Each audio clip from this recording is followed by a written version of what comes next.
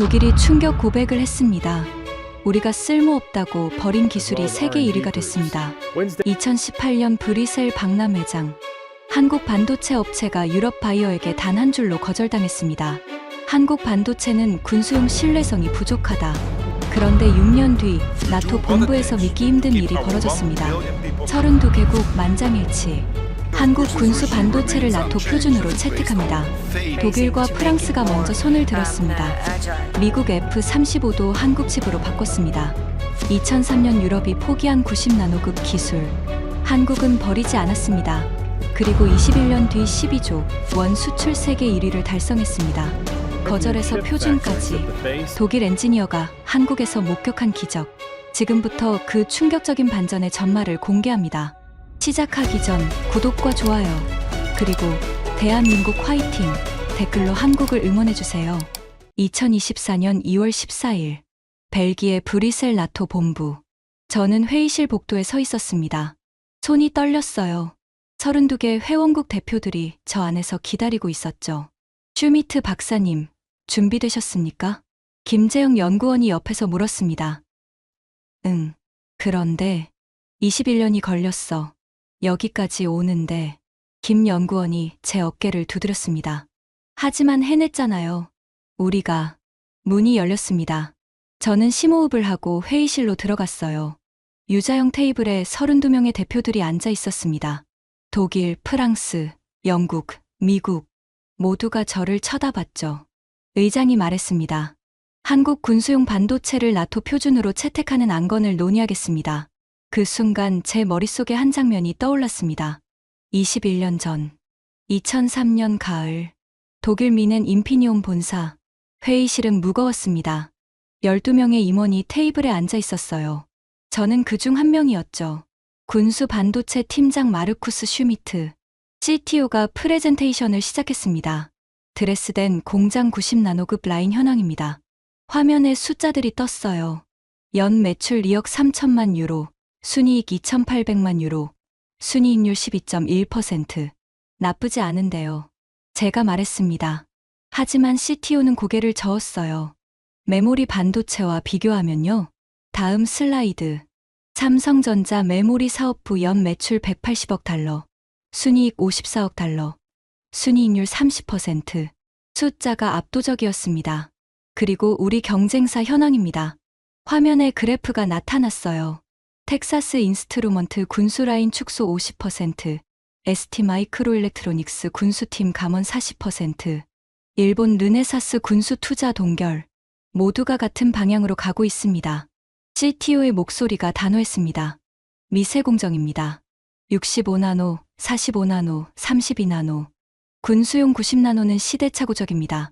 제 심장이 쿵 내려앉았습니다. 잠깐만요. 제가 손을 들었어요. 군수용은 미세 공정이 능사가 아닙니다. 극한 환경에서 안정성이. 슈미트 박사, CFO가 말을 잘랐습니다.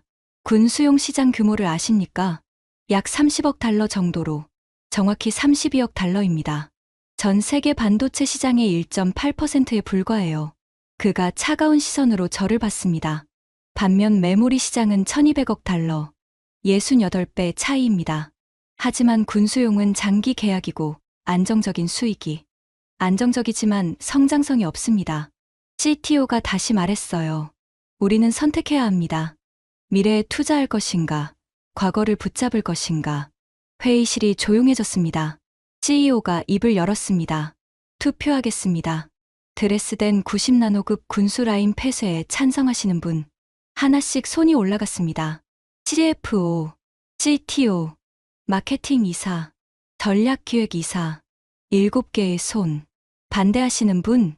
저는 손을 들었습니다. 혼자였죠. 기권. 4명이 손을 들지 않았습니다. 7대1 대 4로 가결됩니다. CEO가 선언했습니다. 2004년 3월 31일부로 드레스덴 군수 라인을 폐쇄합니다. 그 순간 제 15년이 끝났습니다. 회의가 끝나고 복도로 나왔어요. 손이 떨렸습니다. 마르쿠스. 동료 슈테판이 다가왔습니다. 미안해. 나는 기권했어. 괜찮아. 어쩔 수 없잖아. 시대의 흐름이니까. 자네는 어떻게 할 거야? 모르겠어.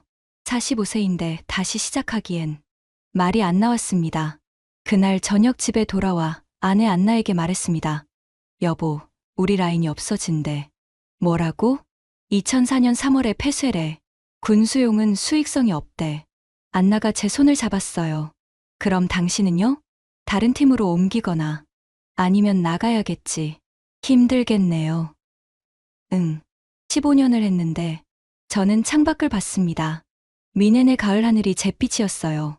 그날 밤 저는 잠을 이룰 수 없었습니다. 15년간 개발한 기술, 레오파르트 2 전차, 유로파이터 타이푼, 모두 우리 칩으로 작동했죠. 하지만 이제 끝이었습니다. 유럽이 선택한 미래에 군수용은 없었습니다. 저는 그날 밤 확신했습니다. 우리가 옳다고, 미세 공정이 미래라고, 90나노는 과거라고. 하지만 틀렸습니다. 완전히. 그걸 깨닫는데 15년이 더 걸렸죠. 한국에서 2024년 브뤼셀 나토 본부로 돌아왔습니다. 의장이 말하고 있었어요. 표결하겠습니다. 한국 군수용 반도체를 나토 표준으로 채택하는 안건. 찬성하시는 분? 하나씩 손이 올라갔습니다. 독일, 프랑스, 영국, 폴란드, 미국, 캐나다, 노르웨이, 32개 손 모두 만장일치로 채택합니다. 그 순간 제 눈에서 눈물이 흘렀습니다. 2003년 7대1로 졌습니다. 2024년 32대 0으로 이겼습니다. 21년, 포기에서 승리까지, 유럽에서 한국까지, 저는 그 여정의 증인이었습니다. 김재영 연구원이 옆에서 속삭였습니다. 박사님, 해냈어요. 응, 우리가.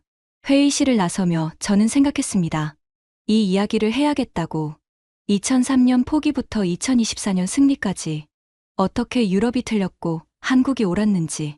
그리고 56세의 독일 엔지니어가 어떻게 한국에서 두 번째 인생을 찾았는지.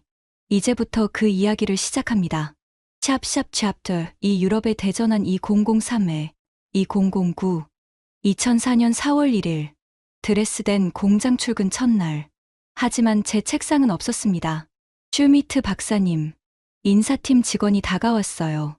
시스템 반도체 팀으로 배치됐습니다. 3층입니다. 군수팀은요? 해체됐습니다.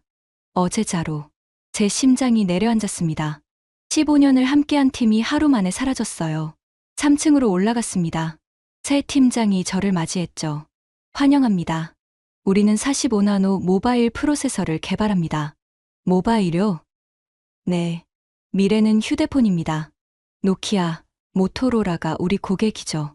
저는 고개를 끄덕였습니다. 하지만 마음 한구석이 텅 비어 있었어요. 저는 이 6년을 방황의 시간이라 부릅니다. 인피니온에서 나온 뒤 저는 프리랜서 컨설턴트가 됐어요. 유럽 각지를 떠돌며 일했죠. 하지만 어디를 가도 같은 이야기만 들렸습니다. 미세 공정이 미래다. 2005년 파리 ST마이크로일렉트로닉스 본사를 방문했을 때였습니다. 복도에서 옛 동료 장피에르를 만났어요. 마르쿠스, 오랜만이야. 우리는 커피를 마시며 이야기를 나눴습니다. 그의 얼굴에 피로가 역력했어요. 여기도 마찬가지야. 군수 라인은 점점 축소되고 있어. 우리 팀 인원이 작년 대비 절반으로 줄었다네. 프랑스 정부는 뭐라고 하던가?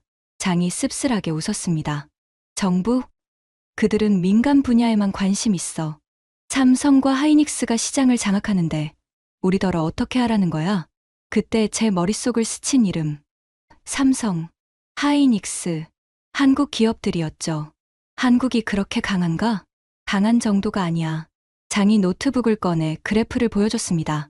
2000년 유럽 점유율 20%, 지금은 12%로 떨어졌어. 반면 한국은 30%에서 45%로 올랐지. 숫자가 모든 걸 말해줬습니다. 2007년이 됐습니다.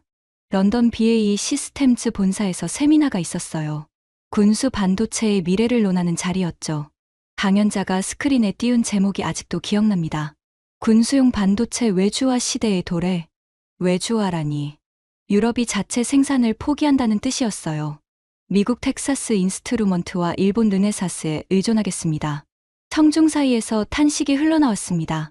하지만 누구도 반박하지 못했어요. 이미 대세는 기울었으니까요. 그해 겨울 충격적인 소식이 들렸습니다. 인피니온이 메모리 사업부를 분사한대. 새 회사 이름은 키몬다. 저는 그 이름을 듣는 순간 불길한 예감이 들었어요. 분사는 되게 좋은 신호가 아니니까요. 2008년 가을, 세계 경제가 흔들리기 시작했습니다. 리먼 브라더스가 무너졌죠.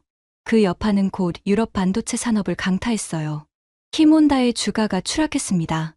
하루에 30%씩 떨어지더니 급기야 거래가 정지됐어요. 2009년 1월 23일, 그날은 금요일이었습니다.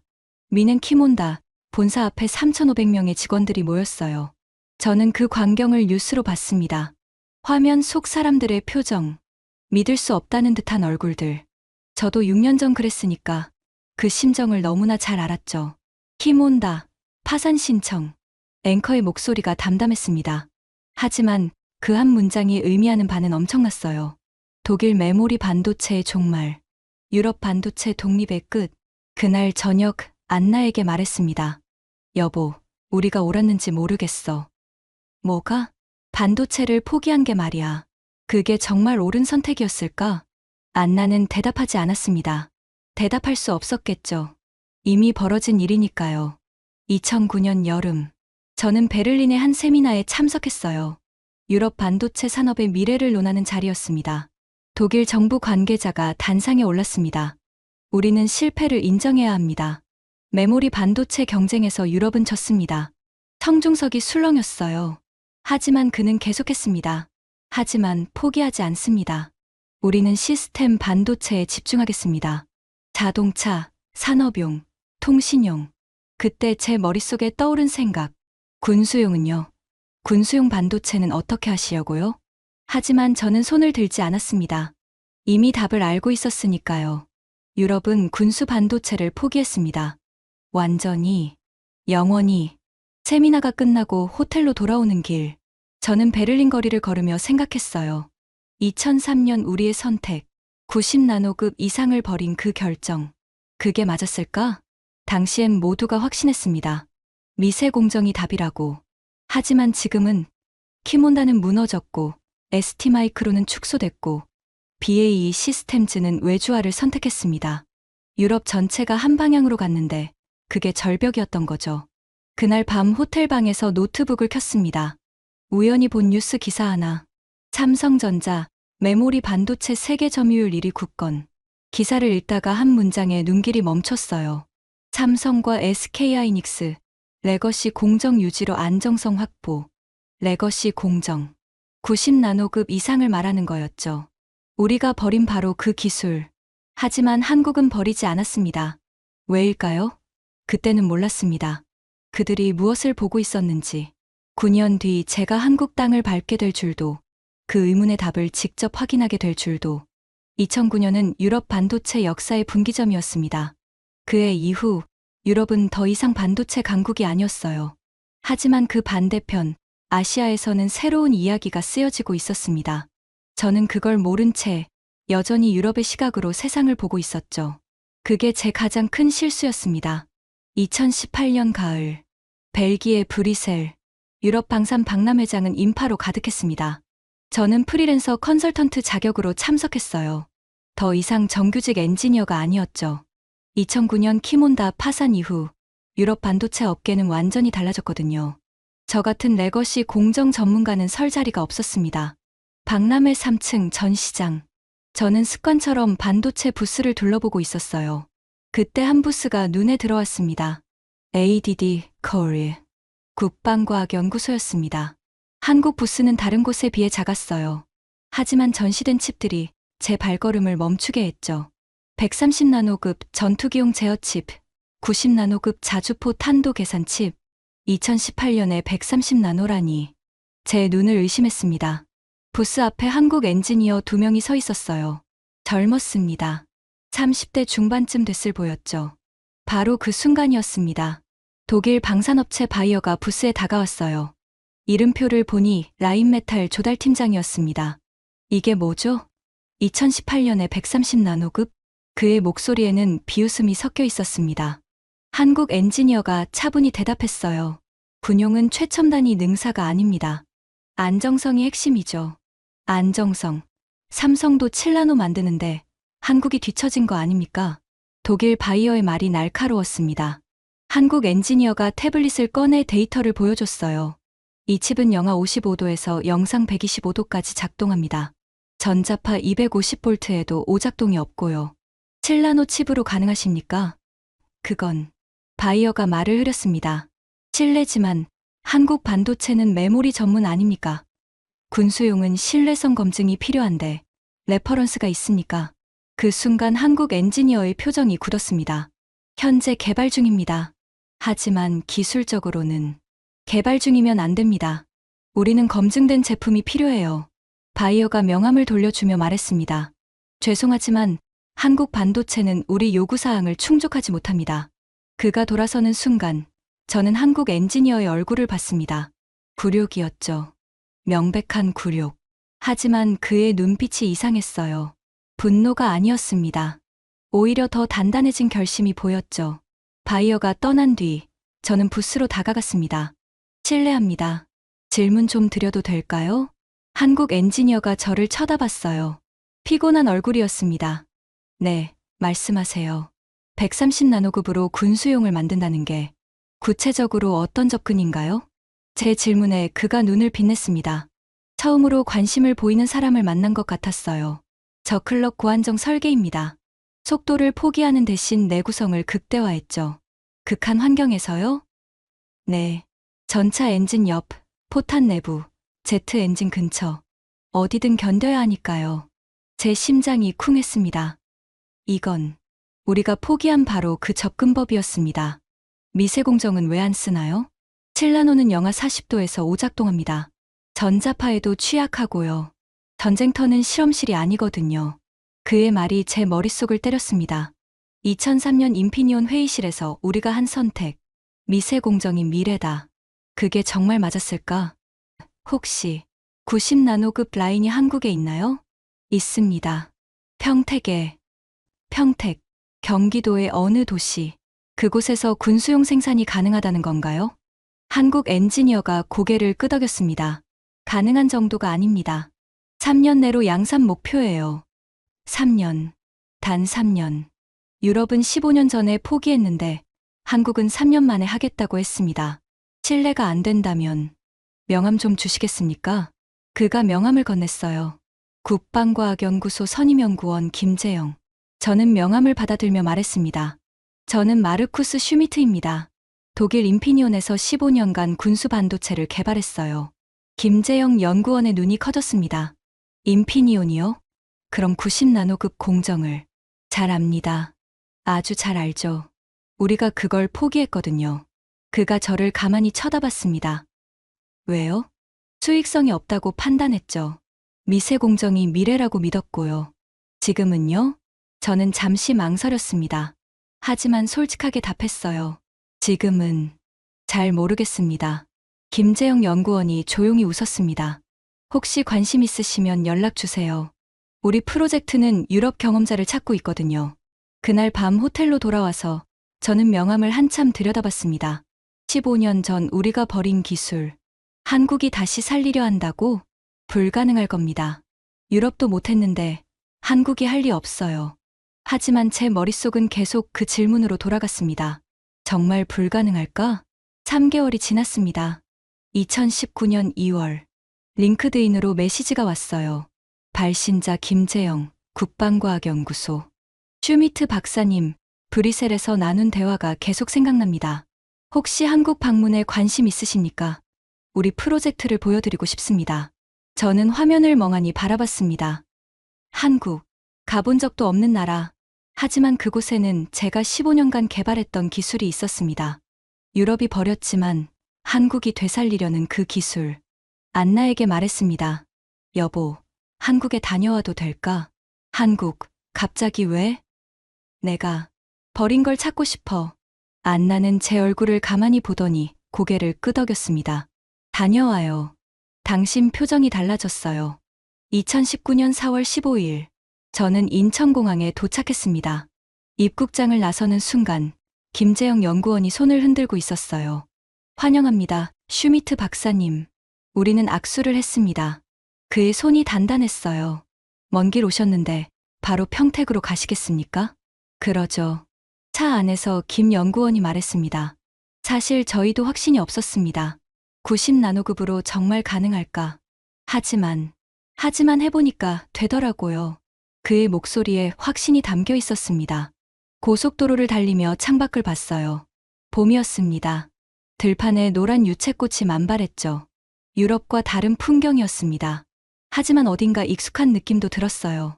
1시간 반 뒤, 우리는 평택연구소 정문 앞에 섰습니다.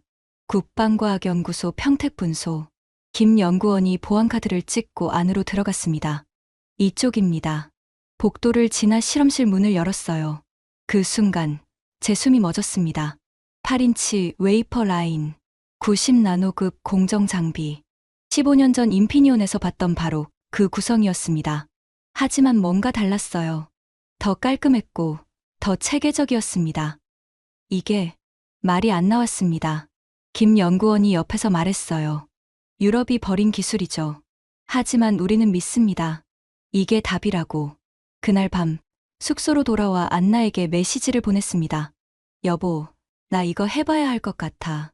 답장이 곧 왔습니다. 알았어요. 하고 싶은 거 해요.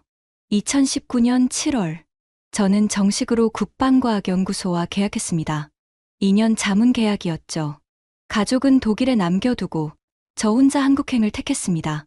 56세의 나이에 다시 시작하는 도전. 하지만 제 가슴은 뛰고 있었습니다. 유럽이 틀렸을지도 모른다는 생각, 한국이 오를지도 모른다는 기대, 그리고 무엇보다 제가 15년간 쌓은 경험이 다시 쓸모 있을지도 모른다는 희망. 2019년 8월 1일, 평택연구소 첫 출근. 김재영 연구원이 팀원들에게 저를 소개했습니다. 독일에서 오신 마르쿠스 슈미트 박사님입니다. 15년 경력의 전문가시죠. 젊은 엔지니어들이 박수를 쳤어요. 평균 나이 35세 정도 됐을까요? 회의실에서 프로젝트 개요, 브리핑이 시작됐습니다. 목표 2022년까지 군수용 반도체 국산화, 공정 90나노에서 130나노급, 환경 영하 55도 영상 125도, 내구성 진동 1200지, 전자파 250쯤. 숫자들이 스크린에 떠올랐습니다. 제 심장이 다시 뛰기 시작했어요. 이건 도전이 아니었습니다. 혁명이었죠. 슈미트 박사님, 어떻게 생각하십니까? 김재영 연구원이 물었습니다. 저는 잠시 생각하다가 대답했어요. 해볼 만합니다. 아니, 해야 합니다. 회의실 안이 조용해졌습니다. 그리고 누군가 말했죠. 그럼 시작하죠. 2019년 가을부터 2021년 봄까지 저는 평택에서 한국 팀과 함께 일했습니다. 그들의 열정은 놀라웠어요. 밤 10시까지 남아서 데이터를 분석하고 주말에도 실험실에 나왔습니다. 왜 이렇게까지 하나요? 어느 날 저녁 제가 물었습니다. 한 젊은 엔지니어가 대답했어요. 우리 무기에 우리 칩을 넣고 싶어서요. 계속 수입만 해왔거든요. 그 말에 저는 아무 말도 할 수 없었습니다. 유럽은 포기했지만 한국은 포기하지 않았습니다. 그 차이가 무엇을 만들어낼지 저는 곧 보게 될 것입니다. 2021년 3월, 평택연구소 클린룸에서 첫 웨이퍼가 나왔습니다. 90나노급 공정으로 제작된 시제품 칩. 크기는 8mm 정사각형이었죠. 김재영 연구원이 핀셋으로 칩을 들어 올렸습니다. 이게 시작입니다. 저는 현미경으로 칩을 들여다봤어요. 회로 패턴이 선명했습니다. 15년 전 인피니온에서 보던 바로 그 구조였죠. 하지만 뭔가 달랐습니다. 전력 소모가 7나노급의 3배네요. 젊은 엔지니어 박준혁이 데이터를 보며 말했습니다. 그게 핵심입니다. 제가 설명했어요. 미세 공정은 속도는 빠르지만 전력 밀도가 높아요. 그만큼 발열이 심하죠. 극한 환경에서는 치명적입니다. 그럼 느린 대신 안정적이라는 건가요? 정확합니다. 전쟁터에서 필요한 건 빠른 계산이 아니라 정확한 계산이니까요. 다음 날, 첫 번째 테스트가 시작됐습니다. 환경 챔버에 칩을 넣고 온도를 낮췄어요. 영하 10도, 정상 작동. 영하 30도, 정상 작동. 영하 50도. 모니터 화면이 깜빡였습니다. 오류 발생, 박준혁이 외쳤어요. 칩이 영하 52도에서 멈춰버렸습니다. 회의실 분위기가 무거워졌죠. 목표는 영하 55도였는데 3도가 부족했습니다. 3도면 얼마 안 되는 것 같지만 김재영 연구원이 한숨을 쉬었습니다. 시베리아 겨울엔 영하 60도까지 떨어집니다. 3도 차이가 생사를 가르죠. 저는 데이터를 들여다봤습니다. 뭔가 보였어요. 전압 강화가 문제네요. 어떻게 해결하죠? 전원 레귤레이터를 이중화하면 됩니다. 하나가 얼어도 다른 하나가 작동하게. 그럼 칩 크기가 커지는데. 박준혁이 걱정스럽게 말했습니다. 저는 고개를 저었어요. 크기는 문제가 안 됩니다. 미사일 내부엔 공간이 있어요. 중요한 건 작동 여부죠. 2주 뒤 이중 레귤레이터를 적용한 2차 시제품이 나왔습니다. 다시 환경 챔버에 넣었어요. 영하 50도. 정상. 영하 55도. 정상. 영하 60도. 여전히 돌아갔습니다. 됐다. 실험실이 환호로 가득 찼습니다. 젊은 엔지니어들이 서로 손을 잡고 뛰어올랐어요. 저도 주먹을 쥐었습니다. 가슴이 뛰었죠. 15년 전 인피니온에서 느꼈던 그 감정이 다시 살아났습니다. 하지만 진짜 시험은 이제부터였습니다. 2021년 6월 충남 태안 국방과학연구소 시험장. 저는 생전 처음 보는 장비 앞에 서 있었습니다. 저게 뭡니까? 진동 테스트 장비입니다. 최대 1500G까지 가능해요. 1500G. 중력의 1500배 가속도. 포탄이 발사될 때 견뎌야 하는 충격이죠. 김재영 연구원이 칩을 장비에 고정했습니다. 준비됐습니다. 기술자가 스위치를 올렸어요. 우르르르릉. 장비가 미친 듯이 흔들리기 시작했습니다. 소리가 귀를 찢었어요. 30초. 1분. 2분. 정지. 진동이 멈췄습니다. 기술자가 데이터를 확인했어요. 평균 1200G, 최대 1380G까지 올라갔습니다. 칩은요? 확인하겠습니다. 칩을 꺼내 테스터기에 연결했습니다. 모니터에 숫자들이 떴어요. 정상입니다. 오작동 없습니다. 그 순간 제 등골이 서늘해졌습니다. 됐습니다. 진짜로 됐어요. 유럽이 불가능하다고 했던 그 목표. 한국이 해냈습니다. 저는 하늘을 올려다봤어요. 구름 한 점 없는 맑은 날이었죠. 2003년 인피니온 회의실. 그때 우리가 했던 선택이 떠올랐습니다. 90나노급은 쓸모없다. 하지만 지금 제 앞에 있는 이 칩은 쓸모없지 않았습니다. 오히려 7나노보다 더 쓸모 있었죠. 극한의 추위를 견디고 엄청난 충격을 견뎌냈습니다. 유럽이 틀렸습니다. 완전히 틀렸어요. 2021년 9월. 세 번째 테스트가 남아 있었습니다. 전자파 내성. 전자전 환경을 시뮬레이션합니다. 기술자가 안테나를 칩 옆에 설치했어요. 250V 시작합니다. 전자파가 방출됐습니다. 육안으로는 보이지 않았지만 계측기 바늘이 미친 듯이 흔들렸죠. 칩 모니터를 지켜봤습니다. 깜빡. 화면이 순간 흔들렸어요. 신호 왜곡 3%. 하지만 칩은 멈추지 않았습니다. 계속 돌아갔어요. 300V. 전자파 강도를 올렸습니다. 신호 왜곡 8%. 하지만 오작동 없음.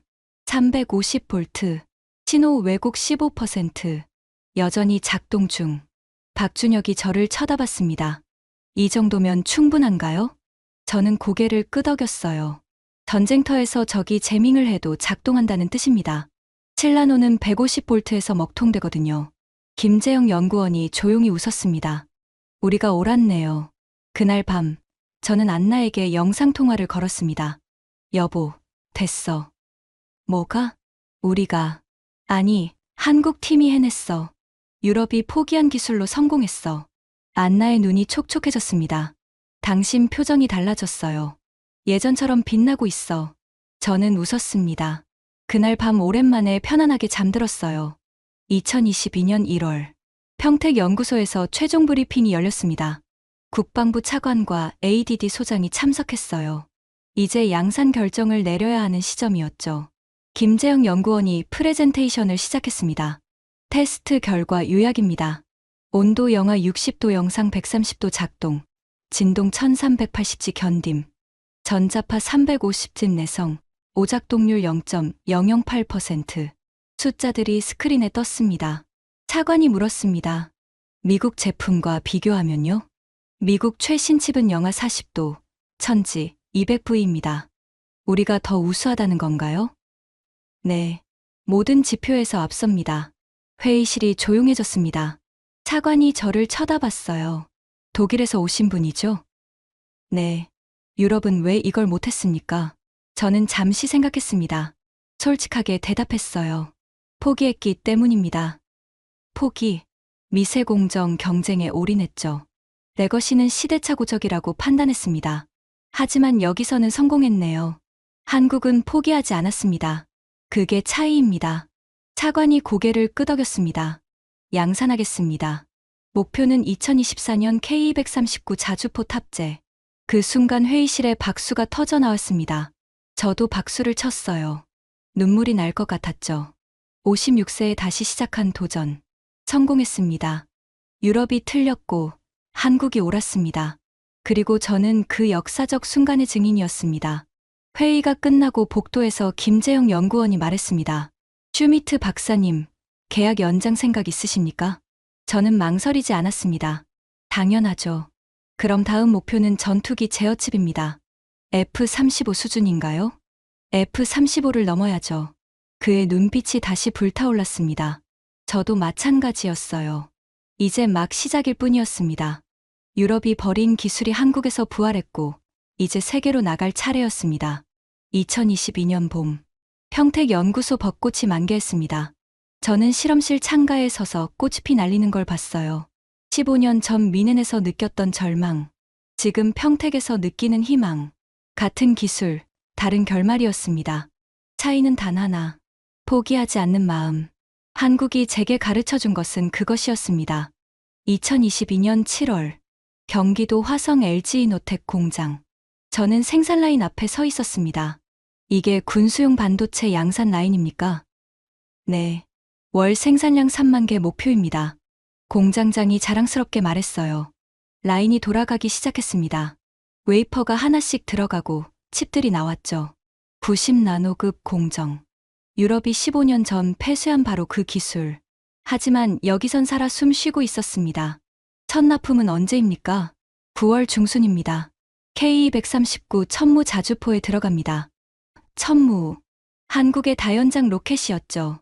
한 발당 칩이 몇 개 들어가나요? 3개입니다. 탄도 계산, GPS 보정, 타겟 수정용. 숫자를 계산해봤습니다. K239 한 대당 로켓 12발, 칩 36개.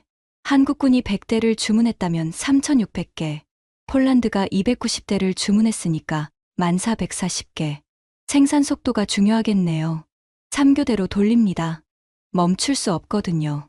공장장의 목소리에 긴장감이 묻어났습니다.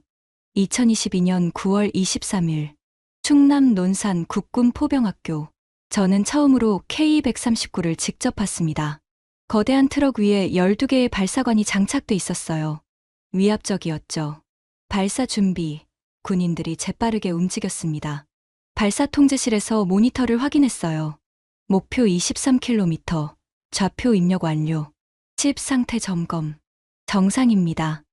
발사, 쾅, 로켓이 하늘로 치솟았습니다. 불꽃과 연기가 사방으로 퍼졌죠. 23초 뒤, 착탄 확인. 오차 2.3m, 2.3m, 23km를 날아가서 2.3m 오차. 저는 숨을 삼켰습니다. 저 안에 우리 칩이 들어갔습니까? 네. 3개 모두 정상 작동했습니다. 김재영 연구원이 옆에서 말했어요. 이제 진짜 군수용이 된 겁니다.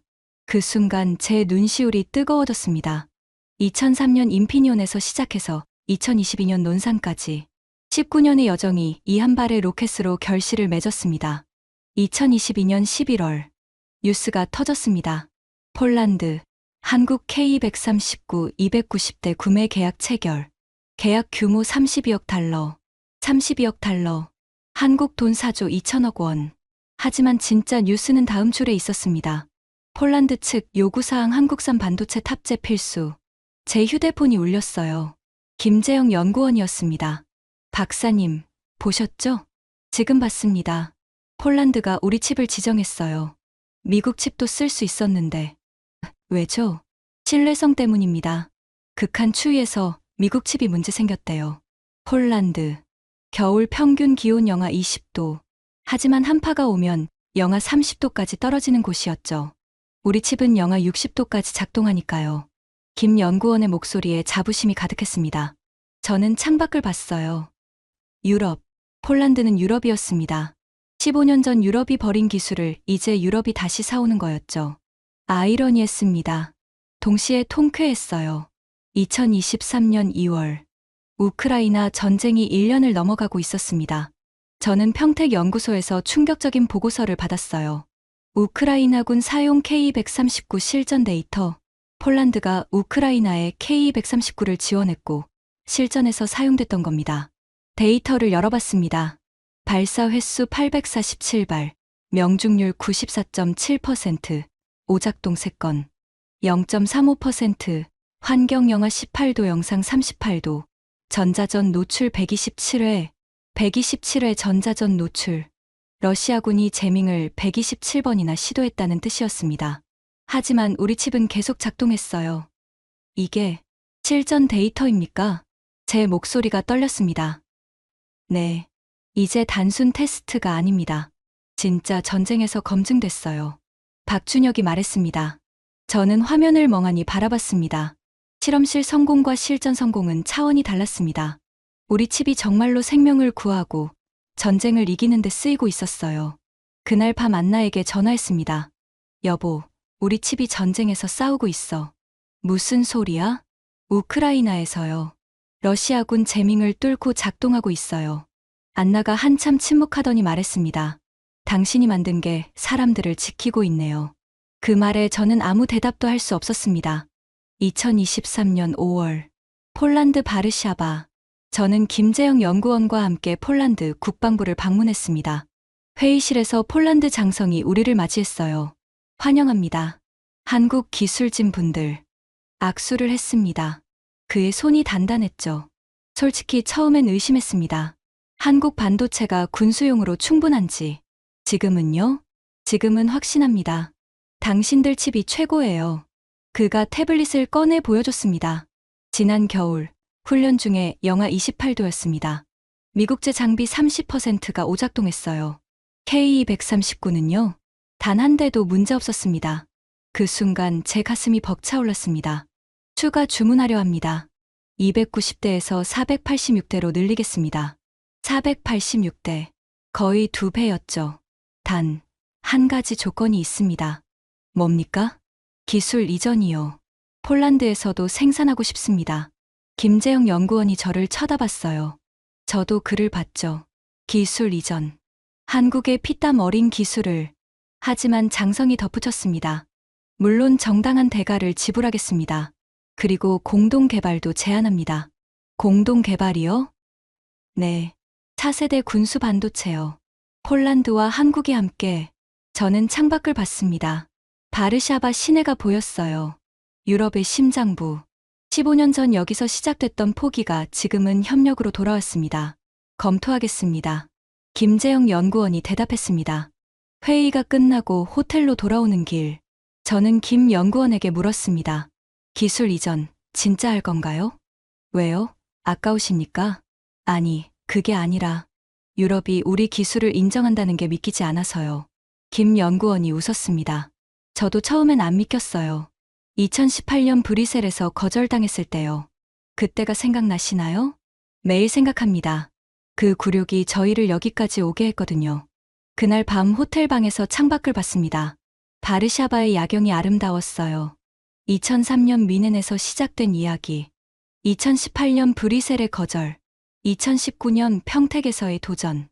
2023년 바르샤바의 승리. 20년의 여정이 한 편의 영화처럼 지나갔습니다.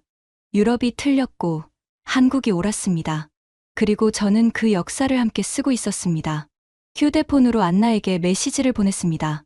여보, 폴란드가 우리 기술을 사겠대요. 축하해요. 당신 꿈이 이뤄지고 있네요. 꿈. 그렇습니다. 이건 꿈이었어요. 56세에 다시 꾼 꿈. 그 꿈이 이제 현실이 되고 있었습니다. 2023년 6월. 한국으로 돌아오는 비행기 안. 김재영 연구원이 옆자리에서 말했습니다. 박사님, 다음 목표가 뭘까요? 저는 잠시 생각했습니다. 전투기용 칩이요. F-35급. 가능할까요? 저는 고개를 끄덕였습니다. 가능합니다. 우리가 여기까지 왔잖아요. 창밖으로 구름이 펼쳐져 있었습니다. 유럽에서 한국으로, 과거에서 미래로, 저는 그 길을 날아가고 있었습니다. 그리고 이제 막 새로운 도전이 시작되려 하고 있었습니다. 2023년 9월, 평택연구소에 이메일 한 통이 도착했습니다. 발신 Rheinmetall Defense GmbH 제목 Partnership Inquiry Military Semiconductor 라인메탈 독일 최대 방산업체였습니다. 저는 화면을 멍하니 바라봤어요. 박사님, 이거 보셨어요? 김재영 연구원이 달려왔습니다. 지금 봤습니다. 이메일을 열었습니다. 귀사의 군수용 반도체 기술에 관심이 있습니다. 독일 레오파르트 EA8 전차의 적용을 검토 중입니다. 기술 협력 논의를 제안합니다. 레오파르트 2점, 제가 20년 전 개발에 참여했던 바로 그 전차였습니다. 손이 떨렸어요. 답장해야죠? 김 연구원이 물었습니다. 저는 고개를 끄덕였습니다. 물론입니다. 2주 뒤, 미넨 라인메탈 본사. 저는 20년 만에 독일 땅을 다시 밟았습니다. 공항에서 시내로 가는 길. 모든 게 익숙했고 동시에 낯설었어요. 마르쿠스, 본사 로비에서 누군가 제 이름을 불렀습니다. 돌아보니 옛 동료 슈테판이었어요. 머리가 많이 휘어져 있었죠. 슈테판, 오랜만이야. 우리는 껴안았습니다. 자네가 한국에 있다는 소식 들었네. 믿기지 않더군. 나도 믿기지 않았어. 회의실로 들어갔습니다. 테이블에 7명이 앉아 있었어요. 라인메탈 임원들이었죠. 환영합니다, 슈미트 박사님. CTO가 악수를 청했습니다. 그리고 김재영 박사님도, 김 연구원도 악수를 했어요. 프레젠테이션이 시작됐습니다. 레오파르트 EA8은 차세대 주력 전차입니다. 문제는 전자 시스템이죠. 화면에 전차 내부 구조가 떴습니다. 현재 칩은 영하 30도에서 불안정합니다. 우크라이나 전선에서 문제가 보고됐어요. 저는 숨을 삼켰습니다. 한국 칩은 영하 60도까지 작동한다고 들었습니다. 사실입니까? 사실입니다. 김재영 연구원이 대답했어요. 데이터를 보여주시겠습니까? 우리는 준비한 자료를 펼쳤습니다. 테스트 결과, 실전 데이터, 우크라이나에서의 성과. 회의실이 조용해졌습니다. CTO가 천천히 말했어요. 믿기 어렵군요. 90나노급으로 이런 성능이라니. 저클럭 고안정 설계입니다. 제가 설명했습니다. 속도를 포기하는 대신 내구성에 집중했죠. 전쟁터에선 빠른 게 아니라 살아남는 게 중요하니까요. 그 순간 슈테판이 씁쓸하게 웃었습니다. 2003년에 우리가 벌인 바로 그 접근법이군. 맞아. 저도 웃었습니다. 우리가 틀렸어, 슈테판. 회의실 분위기가 무거워졌습니다. 하지만 CTO가 말을 이었어요. 과거는 중요하지 않습니다. 지금 우리에게 필요한 건 이 기술입니다. 제안은 뭡니까? 김 연구원이 물었습니다. 합작 생산을 제안합니다. 독일에 생산 라인을 짓고 공동으로 개발하죠. 로열티는요?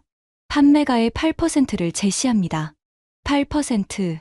나쁘지 않은 조건이었습니다. 하지만 김 연구원이 고개를 저었어요. 12%입니다. 12%는 너무. 우리 기술이 없으면 레오파르트 EA8은 러시아 겨울을 못 견딥니다. 그 가치가 12%입니다. 회의실이 조용해졌습니다. 저는 김 연구원을 쳐다봤어요. 단호했습니다. CTO가 임원들과 눈빛을 교환하더니 말했습니다. 10%로 합의하죠. 대신 5년 독점 계약입니다. 좋습니다. 김 연구원이 손을 내밀었습니다. 계약이 성사됐습니다. 회의가 끝나고 슈테판이 저를 불렀습니다. 마르쿠스, 맥주 한 잔 어때? 우리는 근처 펍으로 갔습니다. 자네가 옳았네. 슈테판이 맥주를 한 모금 마시며 말했습니다. 뭐가? 90나노급을 포기하지 말았어야 했어. 우리가 틀렸어. 저는 잠시 침묵했습니다. 나도 틀렸어, 슈테판. 2003년 그 회의에서 나도 찬성표를 던졌거든. 그럼 어떻게? 한국팀이 보여줬어. 포기하지 않는 게 뭔지. 슈테판이 고개를 끄덕였습니다. 부럽네. 자네는 다시 시작할 기회를 얻었잖아. 저는 그의 어깨를 두드렸어요. 아직 늦지 않았어. 우리 같이 일할 수도 있어. 정말? 독일 생산 라인 책임자 필요하잖아. 자네가 하면 어때? 슈테판의 눈이 빛났습니다. 2023년 11월, 프랑스 파리. 이번엔 탈레스 그룹에서 연락이 왔습니다. 라팔 전투기에 한국 칩을 적용하고 싶습니다. 라팔, 프랑스의 자존심인 전투기였죠. 회의에서 탈레스 엔지니어가 말했습니다. F-35도 한국 칩을 쓴다고 들었습니다. 네. 올해부터 납품 시작했습니다. 김재영 연구원이 대답했어요. F-35요? 미국이 인정했다는 건가요? 로키드 마틴이 직접 요청했습니다. 기존 칩이 전자전에서 문제가 있었거든요. 회의실이 술렁였습니다. 저는 그 순간을 생생히 기억했어요. 2024년 3월, 텍사스 포트워스 로키드 마틴 공장. 품질 책임자가 우리 칩을 테스트하더니 고개를 끄덕였던 장면. 250V 재밍에도 끄떡없네요. 우리 칩은 180V에서 먹통됐는데 채택하시겠습니까? F-35 블럭 4 업그레이드부터 적용하겠습니다. 그 순간 김재영 연구원과 저는 눈빛을 교환했었죠. 해냈습니다. F-35. 세계 최고의 전투기에 한국 칩이 들어가는 겁니다. 파리 회의실로 돌아왔습니다. 탈레스 엔지니어가 물었습니다. 가격은 어떻게 되나요? 미국 칩보다 15% 비쌉니다. 김 연구원이 솔직하게 말했어요. 비싸네요. 그런데도 살 이유가 뭡니까? 고장이 안 나거든요. 전투기 한 대 가격이 1200억 원인데 3만 원짜리 칩 때문에 추락하시겠습니까? 탈레스 엔지니어가 웃었습니다. 설득력 있네요. 계약서에 서명이 됐습니다. 2024년 1월 평택연구소 송년회 김재영 연구원이 건배사를 했습니다. 2024년 성과 요약입니다. 독일 라인메탈 5년 계약 체결, 프랑스 탈레스 3년 계약 체결, 미국 로키드 마틴 F-35 블럭 산납품 시작, 폴란드 추가 주문 196대, 수출액 총 78억 달러, 78억 달러, 10조 원이 넘는 금액이었습니다. 그리고 무엇보다 김 연구원이 저를 쳐다봤어요. 슈미트 박사님이 없었다면 불가능했습니다. 박수가 터져 나왔습니다. 저는 얼굴이 뜨거워졌어요. 아닙니다.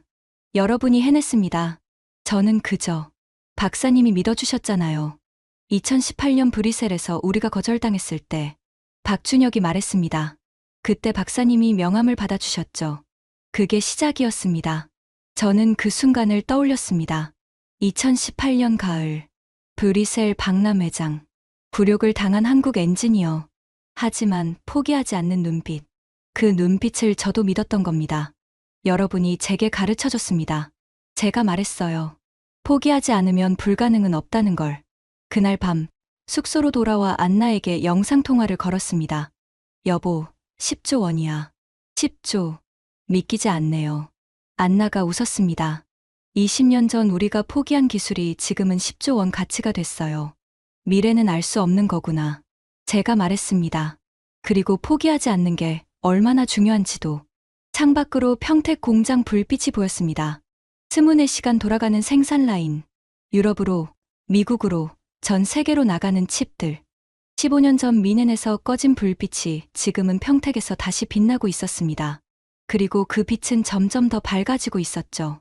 2024년 2월, 브뤼셀 나토 본부, 나토 무기체계 표준화 회의가 열렸습니다. 저와 김재영 연구원이 초청받았어요. 한국 군수용 반도체를 나토 표준으로 채택하는 안건을 논의하겠습니다. 의장이 말했습니다. 나토 표준. 32개 회원국이 공통으로 사용하는 규격이었습니다. 독일 대표가 손을 들었습니다. 찬성합니다. 이미 레오파르트 EA8에 적용 중입니다. 프랑스 대표도 손을 들었어요. 라팔 전투기에도 적용 예정입니다. 찬성합니다. 폴란드, 노르웨이, 덴마크.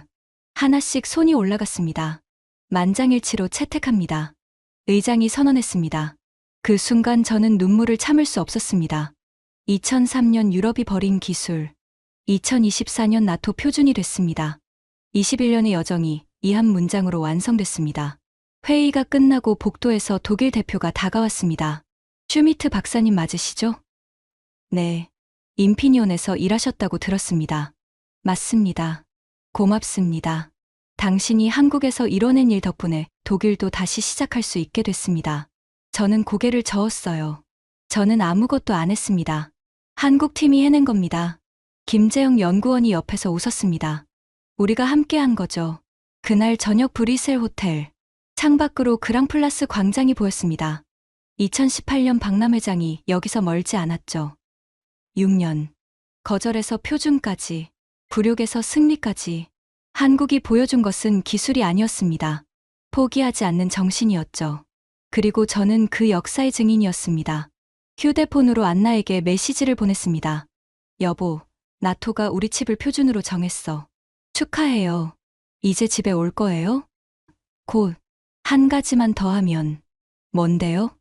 F-35 다음 세대 칩. 시작하려고요. 안나의 답장이 왔습니다. 알았어요. 당신은 멈출 수 없는 사람이니까. 저는 웃었습니다. 맞아요. 멈출 수 없었습니다. 이제 막 시작이었으니까요. 2024년 12월 20일. 서울 코엑스 국제반도체 포럼.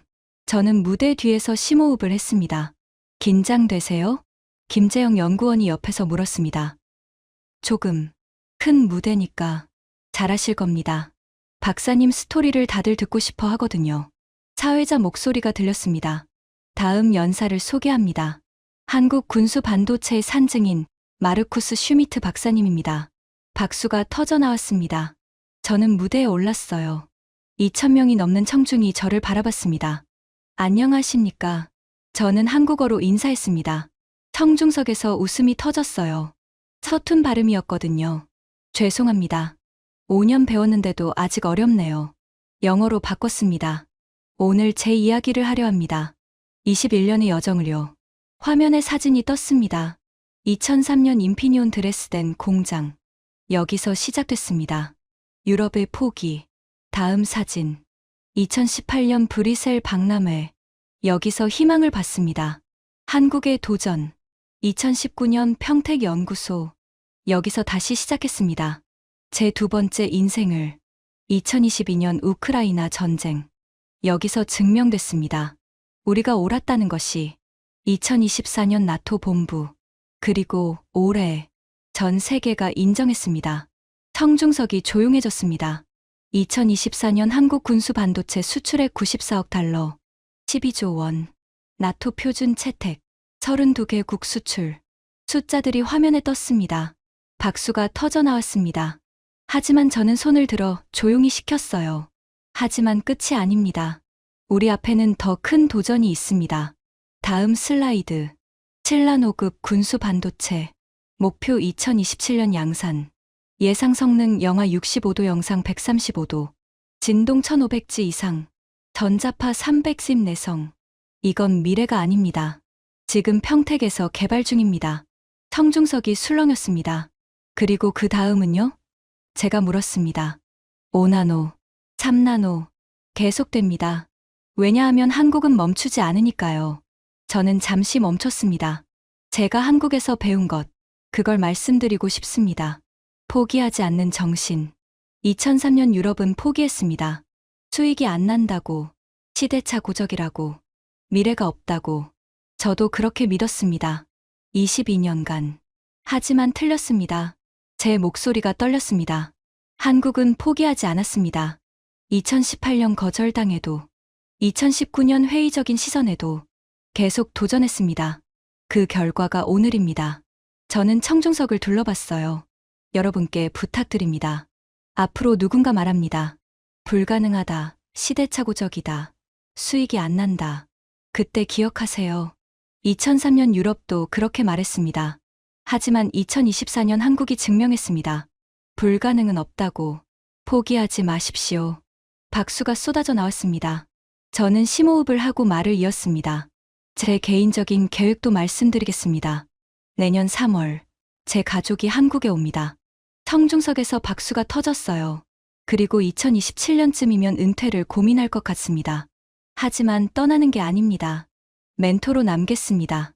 여러분의 도전을 응원하는 사람으로. 왜냐하면 저는 믿습니다. 여러분이 더 큰 기적을 만들 거라고. 감사합니다. 박수가 5분간 이어졌습니다. 저는 무대에서 내려왔어요. 김재영 연구원이 달려왔습니다. 박사님, 감동적이었어요. 고마워. 솔직하게 말했을 뿐이야. 박사님이 계속 함께 해주셔서 고맙습니다. 나야말로. 너희가 제게 꿈을 줬어. 그날 저녁, 평택 한정식집. 한국팀 전체가 모였습니다. 김재영, 박준혁, 그리고 30명의 엔지니어들. 건배, 술잔이 부딪혔습니다. 박사님, 정말 가족이 오세요? 박준혁이 물었습니다. 응. 3월 15일. 벌써 티켓도 끊었어. 축하드립니다. 고마워. 이제 진짜 한국 사람이 되는 거지. 김재영 연구원이 잔을 들었어요. 2025년 목표를 발표하겠습니다. 모두가 집중했습니다.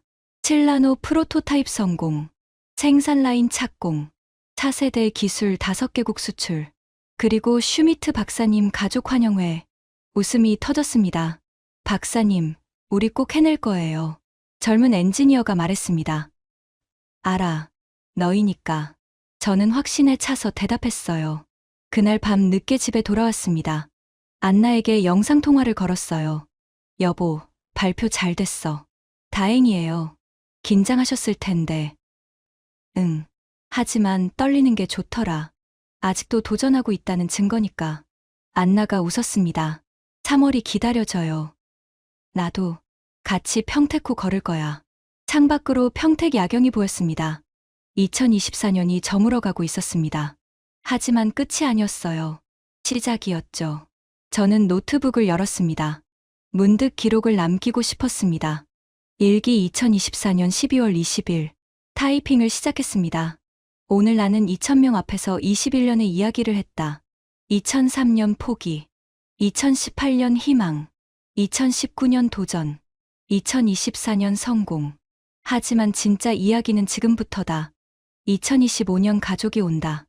2027년 7나노가 현실이 된다. 그리고 언젠가 나는 이 젊은 팀에게 바통을 넘길 것이다. 유럽이 틀렸다. 한국이 옳았다. 그리고 나는 그 증인이다. 포기하지 않으면 불가능은 없다.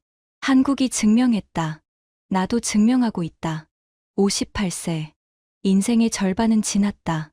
하지만 가장 의미 있는 장은 지금 쓰이고 있다. 평택. 한국. 제2의 고향. 여기서 나는 끝을 맞이할 것이다. 아니, 새로운 시작을 맞이할 것이다. 저장 버튼을 눌렀습니다. 창밖으로 연구소 불빛이 보였습니다. 누군가는 오늘도 늦게까지 일하고 있었어요. 7나노를 위해, 5나노를 위해, 불가능을 가능으로 만들기 위해 저는 그들을 응원했습니다. 마음속으로. 포기하지 마. 우리는 할 수 있어. 2024년 12월 31일. 한 해의 마지막 밤. 평택시청 앞 광장에 사람들이 모였습니다. 저도 김재영 연구원과 함께 나왔어요. 올해 정말 대단했죠. 그가 말했습니다. 응. 나토 표준 12조 원 수출. 꿈만 같아. 내년은 더 대단할 겁니다. 그럴 거야. 너희니까. 카운트다운이 시작됐습니다. 10, 9, 8. 저도 따라 외쳤습니다. 셋, 둘, 하나. 불꽃이 터졌습니다. 2025년이 시작됐습니다. 새로운 해, 새로운 도전. 가족과 함께할 해. 7나노가 현실에 가까워질 해. 저는 하늘을 올려다봤습니다. 불꽃이 아름다웠어요. 새해 복 많이 받으세요, 박사님. 너도. 그리고 올해도 잘 부탁해. 당연하죠. 우리 팀이잖아요. 우리는 웃었습니다. 2003년부터 2024년까지 21년의 여정. 하지만 끝이 아니었습니다. 계속되는 이야기였죠. 포기하지 않는 사람들의 이야기. 한국과 함께 쓰는 기적의 이야기. 그리고 저도 그 일부였습니다. 앞으로도 계속. 지금까지 독일 엔지니어 마르쿠스 슈미트 박사가 한국에서 경험한 21년의 기적이었습니다. 2003년 유럽이 포기한 기술, 2024년 한국이 세계 1위로 만들었습니다. 포기하지 않으면 불가능은 없습니다. 이 이야기를 더 많은 분들과 나눠주세요. 작은 도전이 큰 기적을 만듭니다.